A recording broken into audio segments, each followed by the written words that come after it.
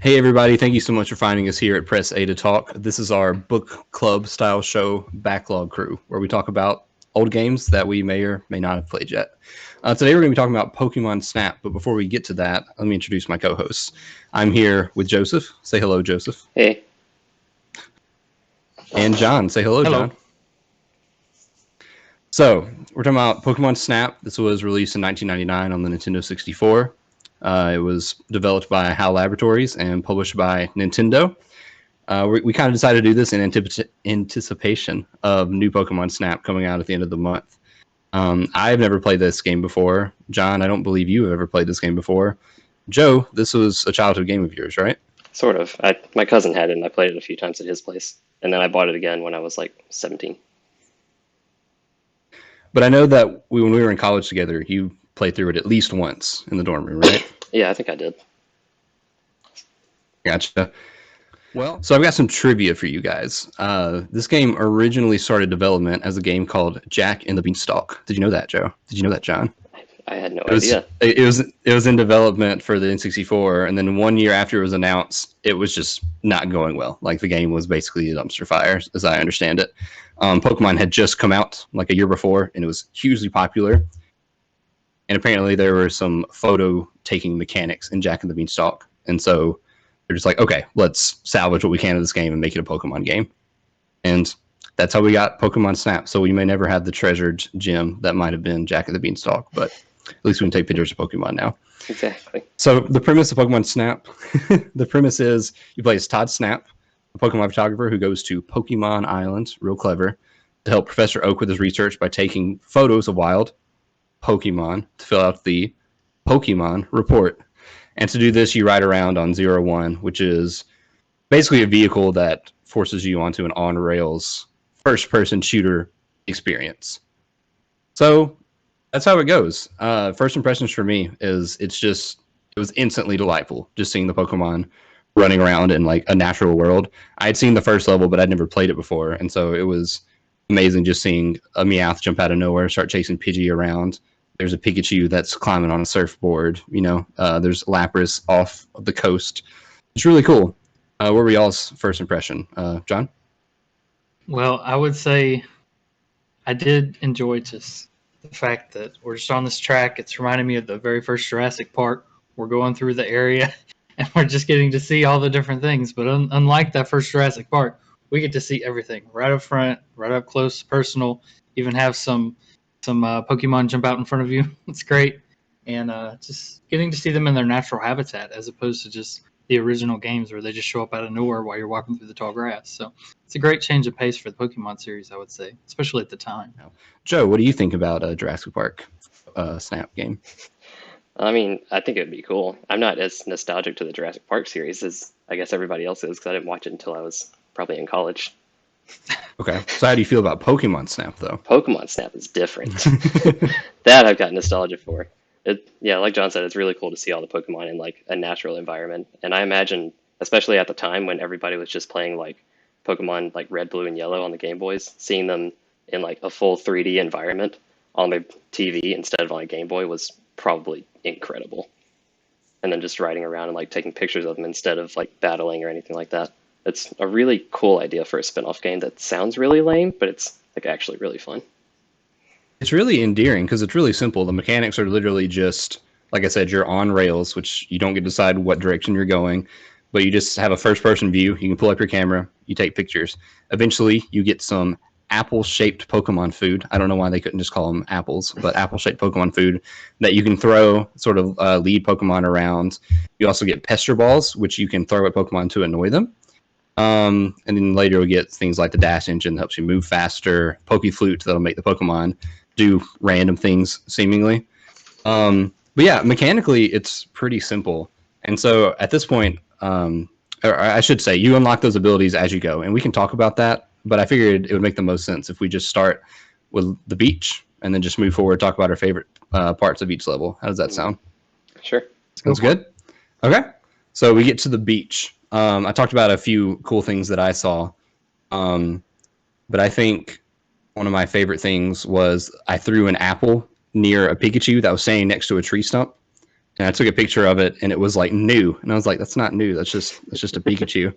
And then I went and whenever you finish a level, Professor Oak grades based on how well you took your pictures, and he's like, "Oh, well, this is a special picture. This is Pikachu on a stump. That's worth 1,500 points." I'm like, "Okay, sure, great." Mm-hmm. Less interesting than Pikachu on a surfboard, but that's just my opinion. Yeah. John, what were some of your favorite encounters in this level? I would say the very first time I went through that level, just the Meowth sitting on the little hill there, and then as you go by, he just makes that face, and then he gets all weird like and tries to like lean forward or something, and just that picture just surprised me because every other Pokemon was just doing normal things, running around, flying around, walking around, and then he's just over there going. Yeah. So I would say that would be one of them, and then the other would be the Eevee chasing around, just that weird ball running around, and then later on you actually get to hit it with an apple or a pester ball, and then it actually turns into a Chansey. So that was a nice little surprise, little Easter egg. So I would say those were some of my top two for that one. Yeah. What about you, Joe? Yeah, you took both of mine. Oh, yeah? I was gonna say Meowth because I thought Meowth like kind of like stole the show on the first level, just because like the three or four different ways that he interacted. Because yeah, the first time where he was like standing on the stump and like trying to yell at you, and you can knock him down and make him dance with the Pokeflute, and then later on he gets attacked by two Pidgeys, gets like gusted. Yeah. Can you save him from that? I kept trying whenever I replayed that level after I got things like throw at the Pidgeys to try to save me out, but I never could. He always just died. I never did. So if you use your speed up mechanic, you can actually get in front of those Pidgeys. And I threw pester balls at him. I don't know if it made a difference, but when I went through, he wasn't getting attacked. There you go. He was just eating their eggs, right? I think that was the premise. He was eating their eggs. Probably. You know, maybe, probably. And maybe I slowed him down enough where he could run away first. That's what I like to think. I left the area before they got there, so you made I can't assume. But I just assumed so. So that brings up a question I actually had because I just thought about it. Was there any way to get the Lapras any closer? Surely there must be, but I didn't figure it out. I think there is a way to get the Lapras to approach you when you're like going over the bridge, just based on memory, but I didn't look up how to do it or didn't do it.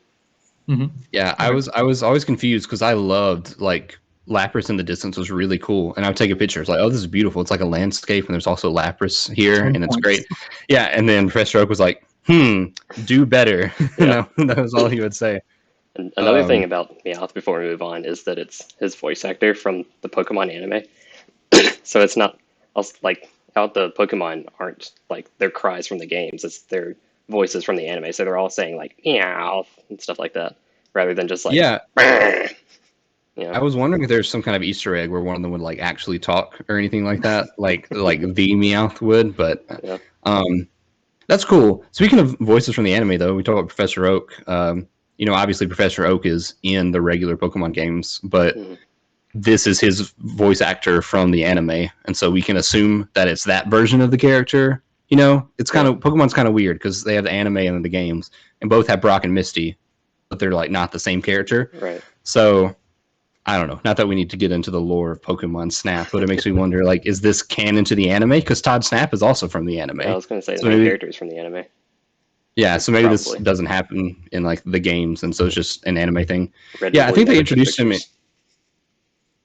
Do you happen to know if they introduced Todd Snap to like promote this game, or if he was like just a character and then they just brought him into the game? I guessed it was from the anime first, but I don't know. I should have looked that up. But yeah, one of my other favorites was there's the Kangaskhan.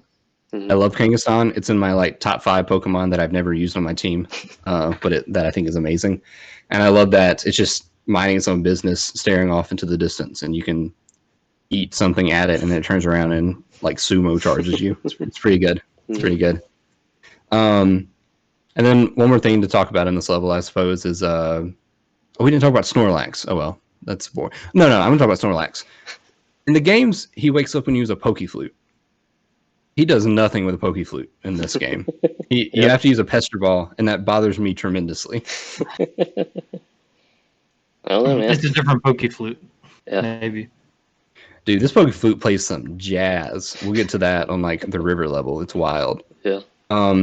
But yeah, one more mechanic. Once you go through all the levels, you find a secret exit in the last level, and Professor Oak's like, "Oh, you need to go back through and find pictures of all the Pokemon signs, which are basically just pieces of the landscape that are vaguely or not so vaguely shaped like Pokemon."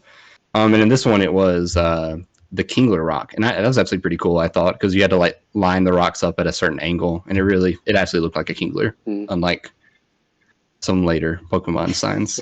But yeah, you guys want to say anything else about the beach before we move on? I think that was I everything think we I'd say covered about everything. Yeah. Yeah. Yeah, it's a pretty standard base level. There's some cool things. I think Scyther also shows up, which Scyther's cool, so he just deserves a shout out. But then we end up going to the tunnel, which apparently is an abandoned electricity plant. And we go through there. There's lots of electric type Pokemon. Joe, why don't you tell me about your favorite ones from this level so John doesn't steal them? Let's see. The Magnemites are interesting in this level because you can't really do anything with them until you like get the Pokeflute and make them chill out. Because otherwise, you'll just point your camera at them and they just kind of like buzz and make your camera go all staticky when you try to take a picture of them. And You can also throw apples at them. yeah, and get them to line up and get them to turn into a Magneton. Yeah, I didn't mean to steal your thunder, Joe, but if you throw apples at them, there's like, oh, that was not a pun, but it is now. If you throw like an apple at them, they like get stunned and annoyed for a second, and then you can take a picture of them. So that's cool. I didn't realize that. Yeah. Another Pokemon that also has a similar, not really similar mechanic, but Ghastly does something similar in this level where he doesn't show up when you're when you're moving around. When you take a picture of him, his picture shows up in the picture when you go to your Pokemon report. So I thought that was really cool too. And there's a Haunter there too as well, right? Yeah, there's a Haunter too. Oh, is there both? I never got a picture of the Ghastly. I just thought they were both Haunters, so I never bothered getting both. Yeah. Another thing about the Magneton, though, that was weird is I was throwing apples at them and pushing them together, and I was like, oh, I get it. This is how they work, because like two of them kind of stuck together. But then I figured once all three were together, they would like, glow and explode like regular Pokemon, and then like stick together. No, it's just kind of three Magnemites floating nearby, and then if you aim the camera at them, you're good. But if you aim it at the very middle, it doesn't count because you're just like, it's the gap between all three of them. It's very strange. Yeah. John, what about you? What were some of your favorites? I would say one of the top, and that would be the Haunter, just because the first time I went through there, I was like, I feel like this is something. I'm just going to take a bunch of pictures of it. And then there was a Haunter there. I didn't get the Ghastly the first time because I thought they were both the same, like Kurt had said. So it was just like, I'll just do the one. And then I went through it again. I think I got a picture of the Ghastly later. And then the Electabuzz, just the fact that I could throw an apple at them, they would get mad and just Electabuzz, and then make all the machines start turning on. I just thought that was a fun little mechanic in there. Sorry, I made you mad, but I really needed to know what these screens were going to tell me. Yep. I loved knocking out the electrodes. Like, I'm a terrible person, but I would just... It looks so sad. I would just chunk things at them to make them explode. And then if you explode them like near another Pokemon, like I think Electabuzz might be the only one, but then the Electabuzz faints. Yeah. I remember the first picture I took of an Electabuzz was like a zoom in on his unconscious body. And then Professor Oak was rating it. He's like, oh no, he's unconscious. 1,000 points. I'm like, yes. Great. So speaking of the Electabuzz, John, you're showing how they power up the plant, which shows you hints. How do you get Dugtrio to appear? Like, does he appear? Because I couldn't figure that one out. It just sort of says Apple plus Pikachu and Dugtrio, and I never got how to solve that puzzle. I think you had to do something along the lines of take a bunch of pictures of the Diglett, and then something along the lines with the Pikachu. I can't quite remember, because it's been a little bit since I had gotten the Dugtrio to show up. Joe, you got any info on that one? I definitely did it when I was younger, but I didn't remember how to do it this time around, so I didn't. But I imagine it had something to do with getting Pikachu to chase around the Diglets until the Dugtrio appears. This is the hard-hitting information you get from your guys who play a game but then have to wait 2 weeks to record. It's great. Yeah. This is also the first level where a legendary bird appears, even though it's not the first time we can actually do it. Yeah, this one was kind of weird. Didn't you had to throw some apples to get Pikachu to like run up to the egg, and then you had to play the Pokeflute. Is that right? Yep. Yeah. To get Pikachu to freak out. Freak out or something. Yeah, and then Zapdos is just like, I'm here, Yeah. fully grown, Hatched from an egg. and yeah, I'm ready to be photographed and then disappear into the ether, and that's exactly what happens. Mhm. Yeah, I thought the just throughout the levels, the legendary birds, being very obviously placed, but then you had to figure out how to solve them. I thought that was cool. I thought that was a better mechanic than them just being random, like Articuno being in like a pool somewhere and you have to throw something in there and then it appears, and like, how would you know that? So I thought it was like a temptation. Every time I passed by, before I had the Poke Flute, before I had the tools to get Zapdos, I was just constantly throwing everything I had at it to try to like make it work. Mhm. Um, and so in this one, this is where we get our first secret routes. Right when we get to the end of the level, there's a bunch of Magnemites hanging out, but there's also an Electrode hanging out with some rocks. And again, who's to say if I figured out this puzzle or if I was just being mean to the Electrodes? But I threw something at the Electrodes, it explodes, reveals a hidden path. The camera pans to Todd's face, and he makes just the best face. And then we unlock a new level. So that's cool. I like the idea of finding the hidden paths in the levels. Did you guys find that pretty easy, or did you have to play it a bunch to figure out what to do? The first time I did that level, I looked over there and I was like, there's definitely something there, but I didn't have apples to prove that. And so I came back later and I was proven right. It was exciting. Yeah. It had the crumbly wall texture of a wall you could blow up in like Zelda Ocarina of Time. So Exactly. it's like, obviously there's something there. That's true. And then the Pokemon Simon this level is actually pretty clever. You had to first get the Electabuzzes to like turn on the power, and then you had to. I think you had to do something else. I think maybe you had to hatch Zapdos or something. I don't know. You had to do something. I think Zapdos was required for this one. Yeah, maybe you don't need the Electabuzzes, but you do need Zapdos. And then it turns on a light that shines across this modern art slash debris slash trash. Same. And no, I'm just kidding. And then it casts a shadow that looks like a pincer. And I thought that one was actually pretty cool. I do have to wonder if it actually casts a shadow that looks like a pincer or if they just sort of modeled a pincer shaped shadow. But either way, it was a cool concept. Yeah, that was super cool. Yeah. Then we get to we go through that secret exit and we end up in the volcano, which, as cool as it might sound, was honestly one of the least impressive levels to me. I just felt like there wasn't a lot going on, and it's part of it's probably just because there aren't many fire types in Gen 1. Yeah, maybe so.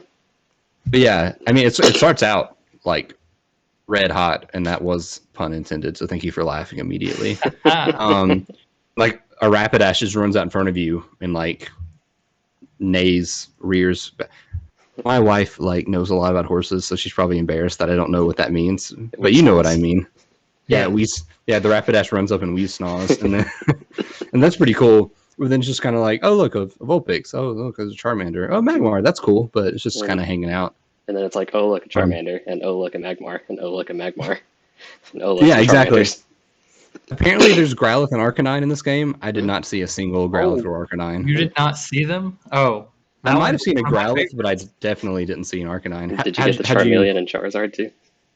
Yeah. I got those. Oh, okay. Did you also get the Swarm of Charmander? What are you talking about? Okay, first, hold on.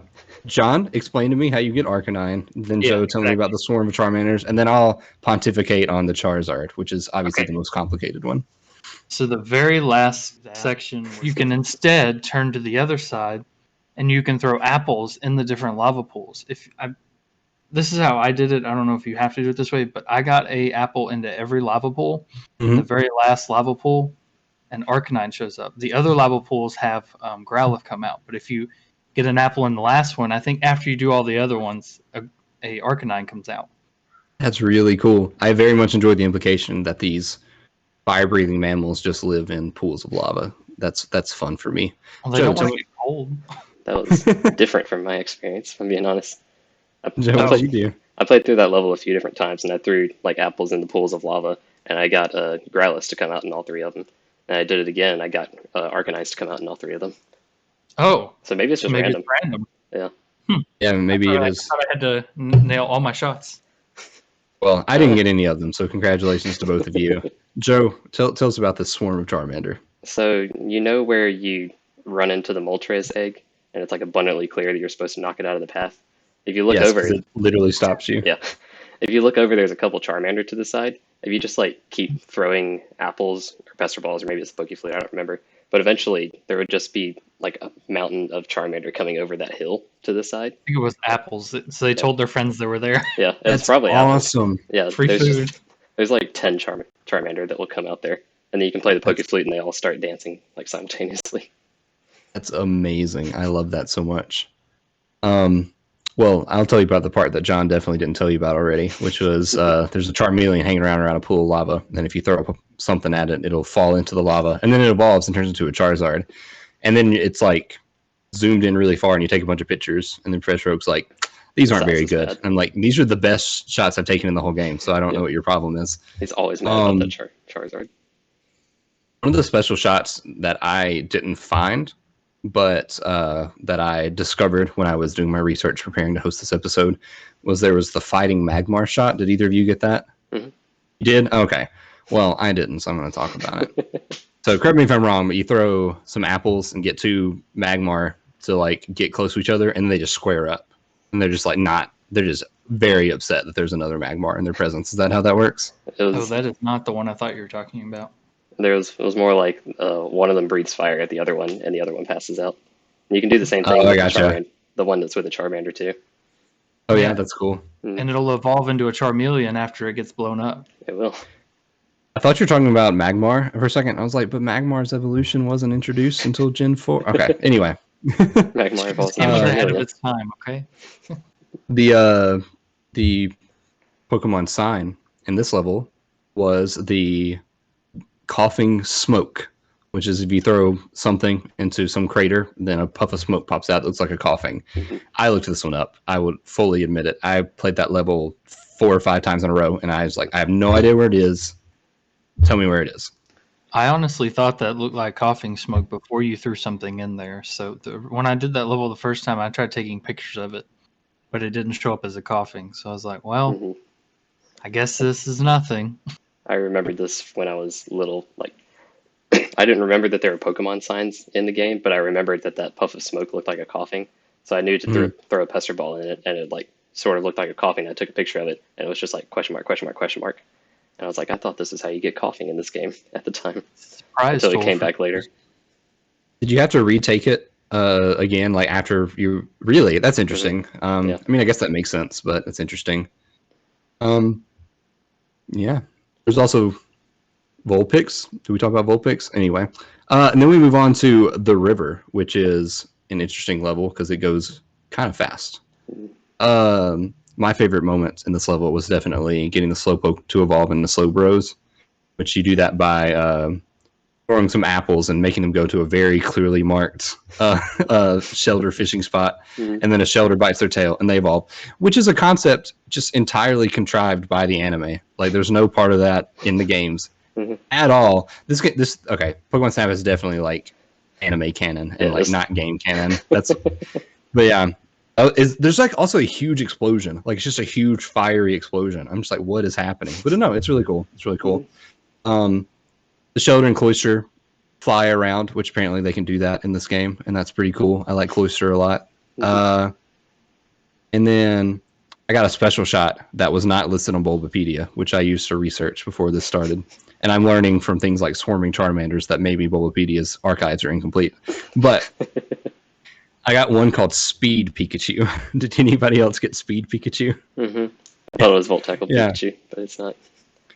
I thought it was just using Quick Attack. I was like, oh, it's Quick Attack Pikachu. That makes more sense. But say you get to the end of the level, John, and there's like a Pikachu hanging out on like a dead tree or something, and you throw something at it, and it loses its mind and starts running back and forth as fast as possible. Yeah. And I took a picture of it, and the professor was like, oh, Speed Pikachu. I'm like, okay, sure, yeah, great. But yeah, that made me feel smart. Yeah, he is. Nice. Joe, favorite parts of this level? Probably the Slowbro whatever it's called, the Slowbro evolution. Yeah, that. Yeah. And there's also the part where the Porygons jump out of the wall, and if you attack them again, they like shed their dirt and look like actual Porygons, which is neat, I guess. Yeah, there's like interesting camouflage, which I don't know. Is it established that Porygon can use camouflage? Like, I don't know, man. I thought that was very strange. It's bending light so it can hide. That's it. John, you just described what camouflage like technology does. You didn't explain how Porygon can do it. He was like, Okay. yeah, it bends light. It's fine. All right, what about this? I mean- It put its sneaking suit on. There you Yeah. go. Perfect. That's our. We can check that box now. We've had that It's also callback. like clearly just covered in dirt and leaves because it shakes them off. So it's not really camouflage technology. See, I'm not that smart. I just kind of assumed it was blending in. No, you're too smart. John, favorite part? This was actually my favorite level just because of how fast paced Oh, really?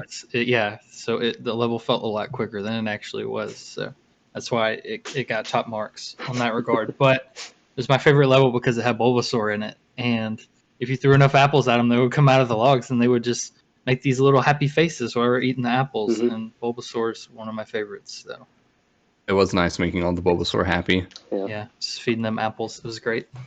We also got to see a Vileplume like go hard. I'm telling you, go hard because it was just taking a nap, and you show up in.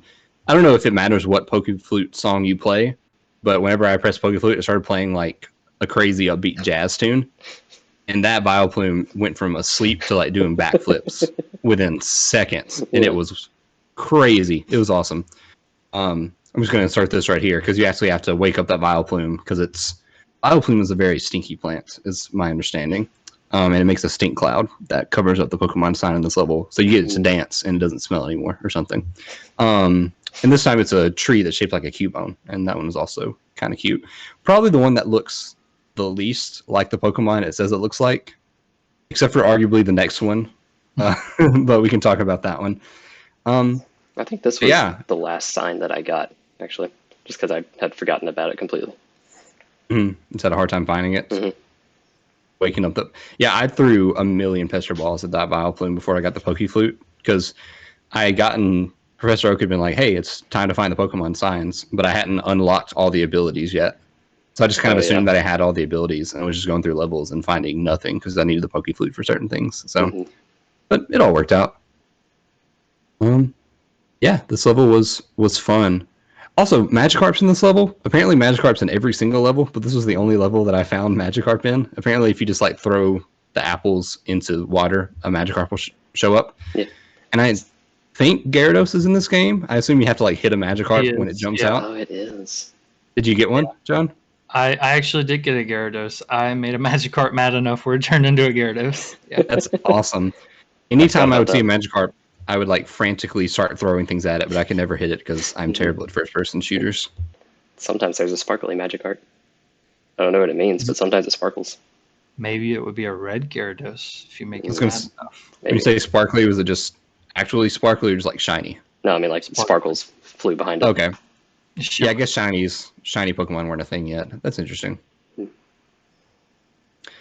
We get, let's see. Oh yeah, this one also has a secret level, or a secret exit rather. And to do that, you have to make the Porygon upset, and then it like dashes forward and presses a button that's just sitting out in the middle of nature, and it opens up a gate that lets you go to the cave. I thought Todd was gonna die, y'all, because it's just a waterfall. Mhm. And he goes over it, and then all of a sudden it's like, oh no, there's jets at the bottom of this this vehicle.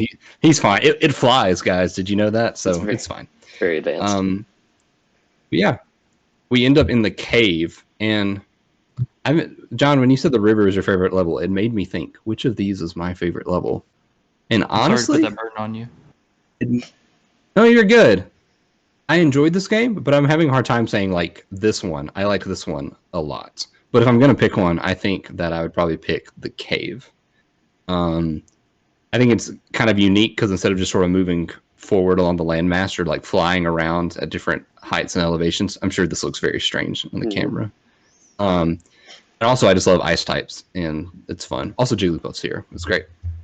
Well, I just named all the cool things in this level, but Joe, why don't you tell us about all the not cool things? Got him. You can turn the Bulbasaur into Dittos, and that's pretty cool.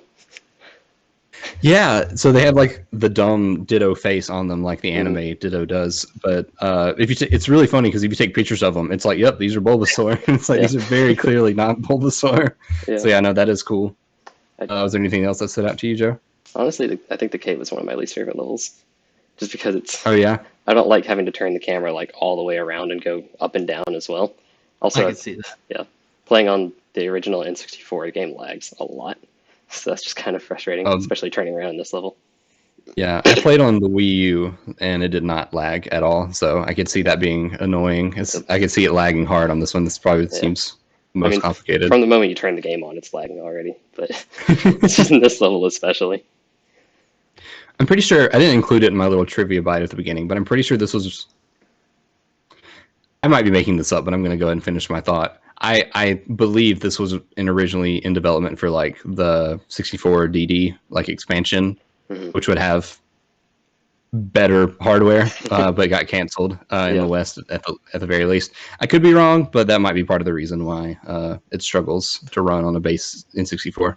But I did like also that you can attack the coughing that are chasing around the Jigglypuff flying around the area, and the more you attack, the more Jigglypuff will be dancing at the end of the level, which is kind of neat. Really? Yeah. That's awesome. I only ever got one. But yeah, they're very hard to hit. They are. I did like that about this level at least.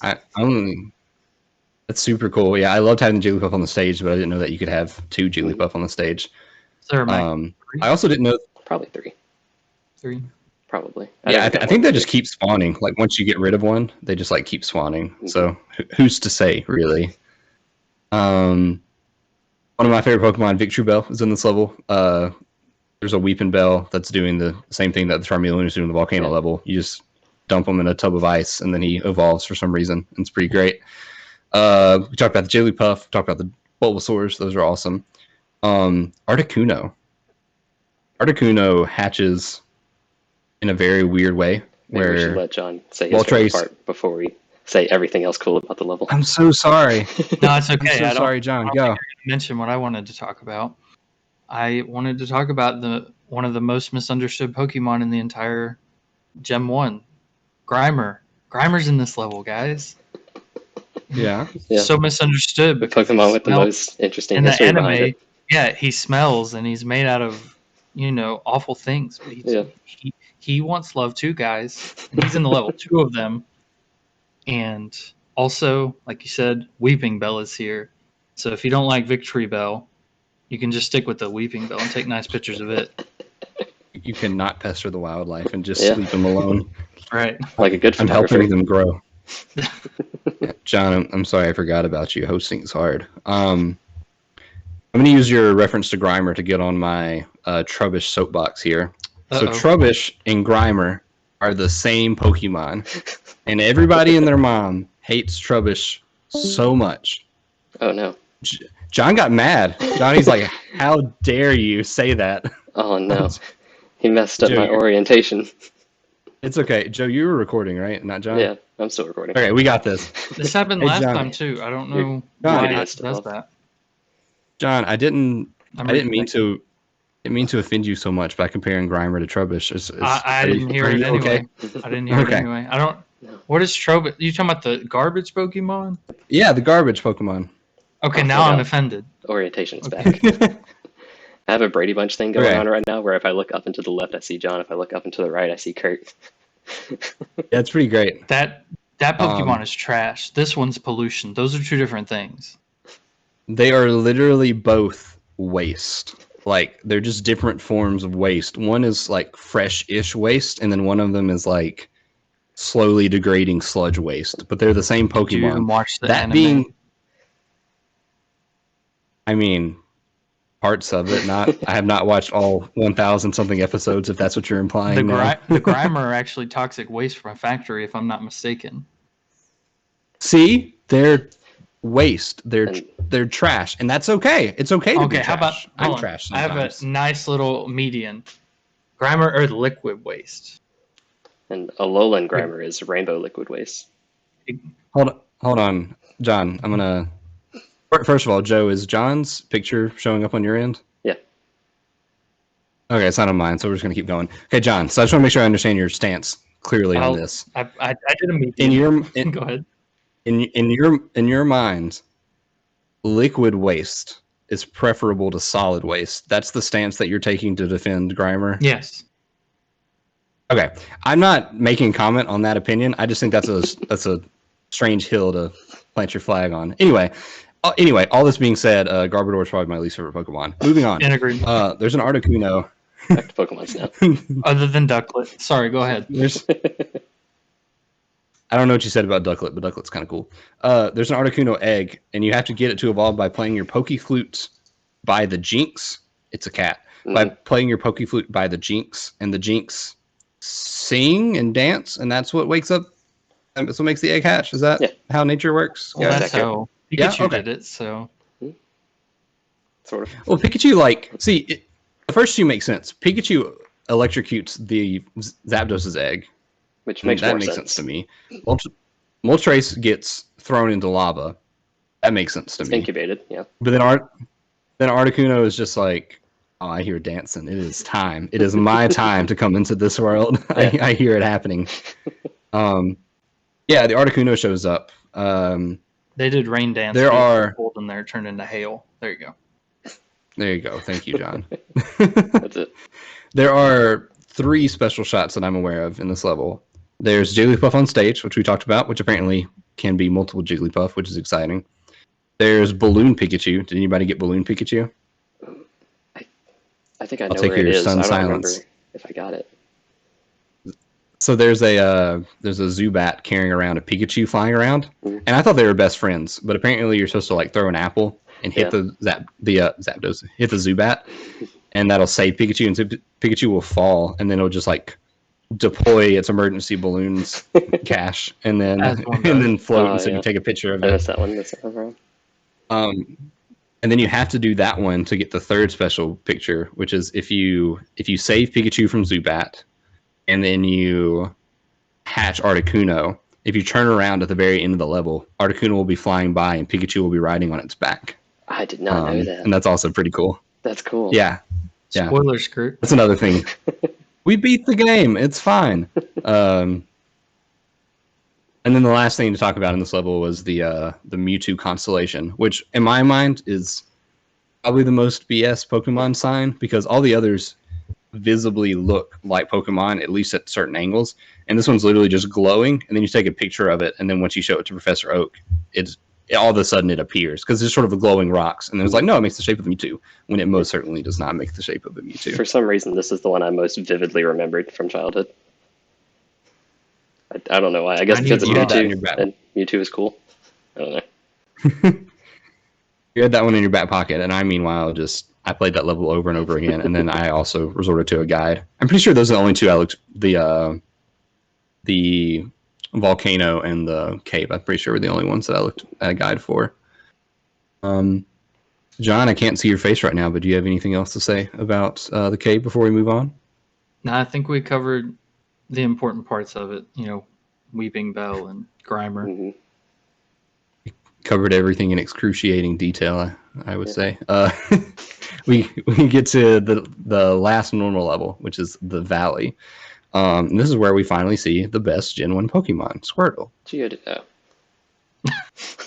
Sandshrew. Wait, what did you say? It's a Geodude. Geodude, the best Gen 1 Pokemon. Rock with arms. I'm sorry. The best. Rock with arms, the best Gen 1 Pokemon. So yeah, I love seeing the Squirtle hanging out. There aren't that many Pokemon in this level. Before I say anything else, John, what's your favorite Pokemon in this level? Favorite shot? You okay? You okay there? You getting choked up? The Dragonite. I was going to say the I didn't Dratini. get the Dragonite. Wait, how did you not get the Dragonite? I saw the Dratini. I took pictures of the Dratini. I did not get the Dragonite. I didn't even look this one up. I just kept throwing stuff in there to see what was going to happen. And it just showed up out of nowhere. I did not expect that. It can be different, though. Wait, what? Yeah, What else could show up? If you take pictures of the Staryu beforehand and then throw stuff into the whirlpool, a Starmie comes out. Yeah, that's all I ever got was a Starmie. I didn't get very good pictures of the Staryu then. I didn't get a good picture of the Starmie. It moves fast. That's cool. I knew there was a Dragonite in this level, but I never saw it, unfortunately. Joe, what was your favorite? Was it the Geodude, like you said earlier? Probably the Dratini. But I also really like Sandslash, just because I've always had a soft spot for Sandslash. Another misunderstood Pokemon that nobody likes. Sandslash just looks cool. Who doesn't like Sandslash? I'll throw hands. What's going on? Oh, John, maybe it's just me. Oh, do you not like Sandslash? I just never used him. I mean, I didn't either, Too- but I had him as a Hey. Pokemon card, and I thought he looked cool. Yeah, Sandslash is great. John, do we need to throw hands? Is that what we're learning? Sure. Sure. He's down. John, to be clear, your picture is not loaded for me. I'm very concerned. There's always like a slight delay, and then you sound disappointed when you answer anything I say. We need a Press A to Talk versus series.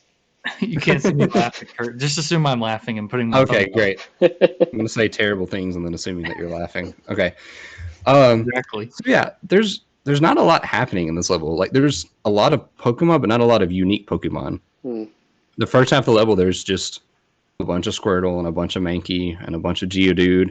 There's some Gravelers. And then you run into there's a Goldeen and a Dratini. But yeah, I thought this level was kind of light on Pokemon. Did anybody else think that?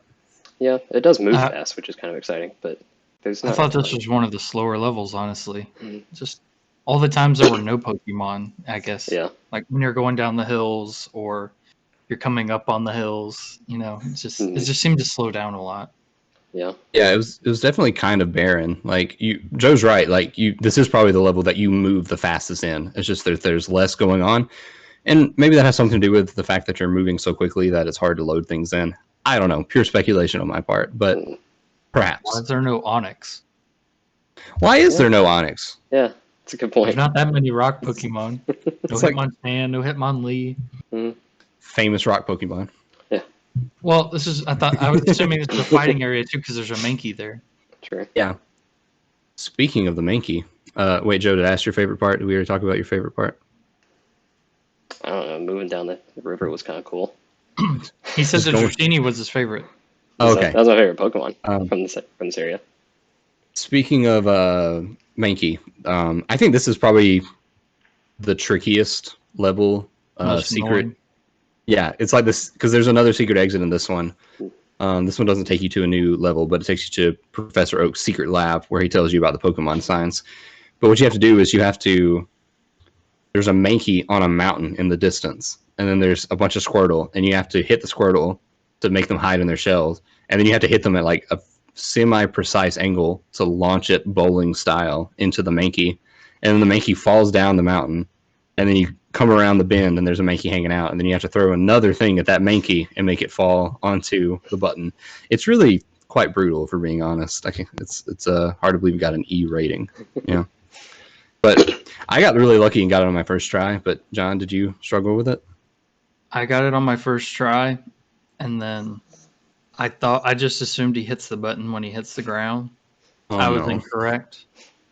And so I was taking pictures of him getting mad, and I threw him an apple, and he started eating it, and I took a picture of that, and then I looked forward, and the gate was still down, and it was too late to hit him where he would hit the switch. So it took me at least 3 or 4 more tries after that to line it up perfectly, because every time I would hit the Squirtle with the Pester Ball to make the Mankey fall over, it would miss, and it would make me more sad because I would have to sit here and play on my phone and wait to get to the end of the level. Do you have the dash engine at least that lets you go like a lot faster? I don't think you can have that till after you do that. Oh, maybe not. Yeah. Maybe not. You get the dash engine after you do that. So Oh yeah, you're right. I'm sorry, John. That stinks. no, you're fine. All right, and then the sign here is Mount Doug Trio. It's super obvious. You see it as soon as the level starts. It's the one that Professor Oak says, "Hey, this is a Pokemon sign. Take a picture of it and then come back later." Anybody want to say anything else? Before we move on, yeah, last chance. I too had to do the level about 2 or 3 times. The first time just because I forgot about the part where you're supposed to hit Squirtle into the Mankey. The second time around, I hit the Squirtle into the Mankey, and then I was busy taking pictures of it and forgot to knock it into the button. Then I had to do the level again and knock him into the button that time. That was fun. Yeah. Was the angle hard to hit? I feel like I don't think aimed it pretty well, or you just hit the Squirtle and it goes the right direction? I don't know if it automatically goes the right way, but You have to hit every it time. from behind. Oh, so the angle does matter. Yes, so the angle That does is matter. rough. It will miss. That is rough. Well, at this point, you've taken pictures of approximately 50 odd Pokemon. You have all your power-ups. You've gone through all the levels. You've taken pictures of all the Pokemon signs. and that's when you discover the secret. And obviously, the secret final boss is hidden in the sky. We go to Rainbow Road, everybody. So the final level is Rainbow Mario Cloud. Yeah, exactly. Todd Snap in the 0-1 for the next Mario Kart. I'm calling it now. We go to the Rainbow Cloud, and I guess maybe I should have mentioned this at the very beginning, but the intro cutscene is Todd failing to get a picture of a Mew that's flying around very sporadically. And he's very visibly upset when it doesn't happen. So once you do everything else in the game, you unlock Rainbow Cloud, and this level is entirely dedicated to basically a boss fight with Mew.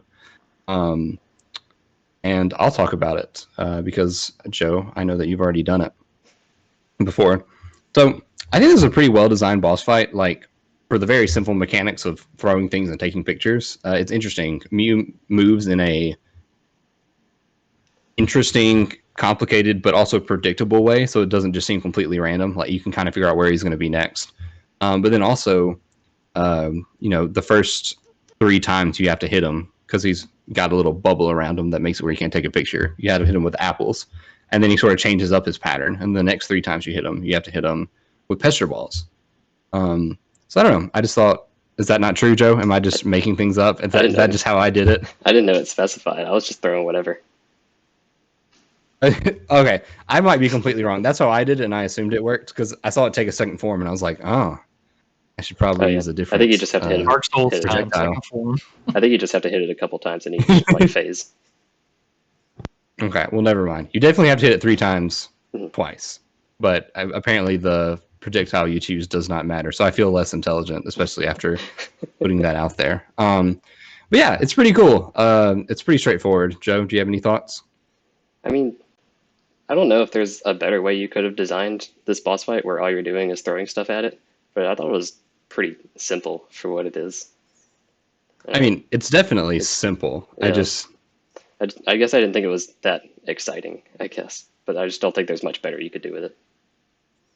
I think it was a little exciting for me because I just had never played it before, and I was just like, I'm gonna get a picture of Mew, and it's gonna be awesome. Yeah. And so I was figuring out how it worked, and obviously the puzzle wasn't complicated to figure out how to catch him, but I still figured it out, and it still felt good. And I was like, he would just eventually at the end, he's just like appearing, and then by the time he appears, he's like gone again. So you have to time your throws just right. Yeah. And that felt satisfying once I finally got the timing down.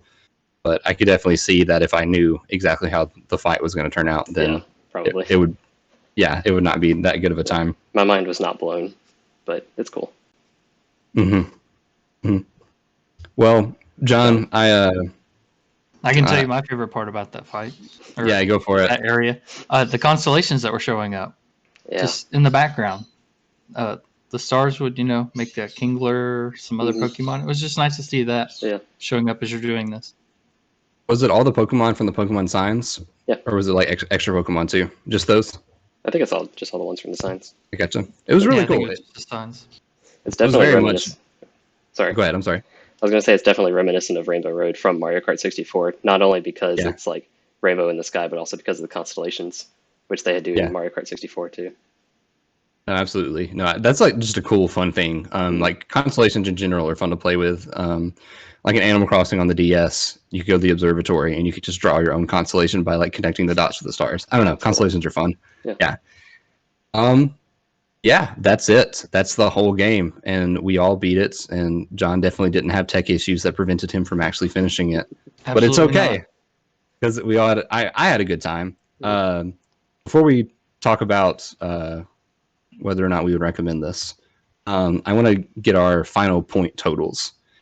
John, I assume since your game messed up, you didn't actually get a picture of Mew. You don't have a point total for your picture of Mew. But Joe and I are going to go head to head on this one. All right. Joe, my score for Mew was 8,720 points. I had 9,280. Ooh, you come onto my channel, embarrass me in front of my 3 viewers. One of them is who is me. You're going to do that to me. Okay. I feel much less confident about this this last one than if okay, John, why don't you tell your final total first if you have that? It was 143. 143,000. Joe? Tell yours. 187,590. Gonna come to my channel. I don't care. I came in second. I had 153,730 points, and I was proud of it. Darn, not Good job. everybody just sat around and grinded the same levels over and over again like Joe did. I did do that with the Mew. That was one thing I actually looked up, was how to get a better picture of Mew. Oh, so you cheated? I see. No, I had help. How many Okay. Pokemon did you have in your report? I didn't check that. 50 something. Yeah, I had 59. How many did you have? Mine was probably in the 50s then too, if I had to guess. Since I had lower than everything else with Joe, just like everything else in my life, I assume I had less than 59, but I definitely had at least 50 something.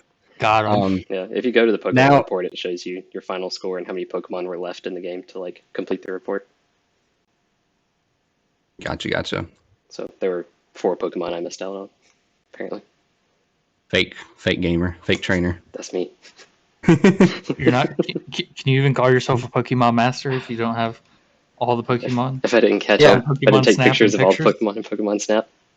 Yeah, John, I think we should probably just like drop Joe from the call now to save the validity of this channel. All right, anybody have anything else to say about the game before we move on to our last bit? I don't think so. It's fun. Go for it. All right, here's our last bit. Ryder and I have not confirmed on this. He introduced a press A to talk seal of approval rating system at the last episode, and he didn't talk to us about that, so I didn't talk to him about this. We're gonna do the same concept, but we're gonna talk about first. We're just gonna go around and say, would you recommend that someone play this game in the year of our Lord 2021? Joe, let's start with you. Yeah, I think it's fun. It's not too long. I did it all in one sitting. So, yes, no, Yeah, sometimes. Yeah, I would say it's a fun thing to go through. If you have Okay, a copy John? of it, or if you can get it elsewhere, it's fun to play. $10 on the Wii U eShop. Yeah. Yes, John. So if I were to say today, would I recommend somebody play this? I would say yes. If you were to ask me in a week and a half, I would probably say just play the new one. So That's but the kicker. as of Yeah. today, yes.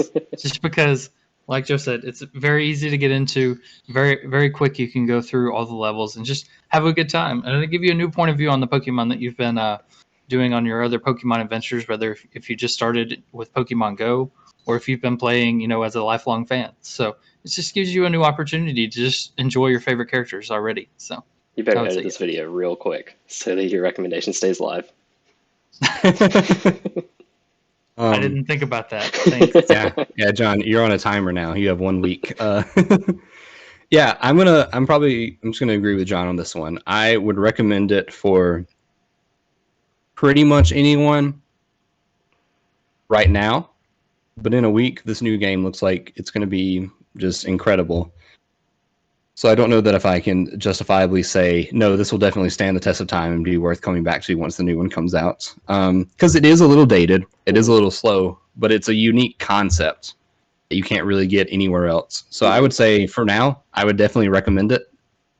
For a week from now, hard to say. Depends on how good the next game is. I have a feeling probably not going to recommend it unless you're just a really big retro game fan or a really big Pokemon fan. Because then it might be worth coming back to just to see a classic. And that's my rating. So I think we pretty much all gave it a thumbs up with like a little asterisk about whether or not we'd actually tell people to play it. So with that in mind, I'm going to give this game our Backlog crew seal of approval. Thank you all so much for watching this episode on Pokemon Snap. John, I believe you wanted to introduce our next game. Yes, so we'll actually be taking a break from our usual role of hero and protecting the world, and instead we'll be carving out our dungeons, rallying our minions, and beginning our war for the overworld. So we'll be taking on the role of an underlord, and we will be beginning our campaign of destruction to slay Emperor Lucius and destroy his empire. So this campaign will involve 13 missions, and we'll be planning to break that down into 2 separate episodes. So we hope you will join us on our conquest. That was really good, Yeah. John. I didn't know what to expect when you said you had something written out, but that was nice. So just double what John said. So our next game is in fact War for the Overworld, and our first episode is going to be on chapters 1 through 7. And we hope that you enjoyed this episode, and we hope to see you in the next one. Thank you so much for watching. Bye. Bye.